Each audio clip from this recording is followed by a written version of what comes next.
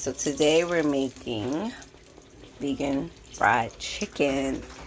This is almond milk with seasonings, so that's why it looks like that. This is the oyster mushroom, and as you can see, it's frying, and this is how it looks when it's finished.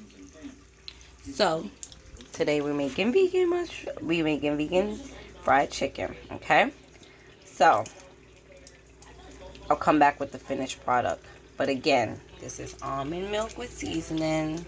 This is regular flour, and this is the oyster mushroom.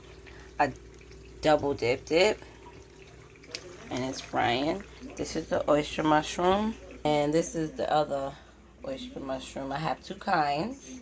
So yeah, right now I'm just going to just flip it. Looks good, oh yes. Alright, so I'm going to come back with the finished product. So this is the final product. Don't it look good? It looks just like chicken. Okay, and this is what it looks like when you bite into it. Yummy, yummy. Recipe coming real soon. If you guys want it, just let me know down in the comment section.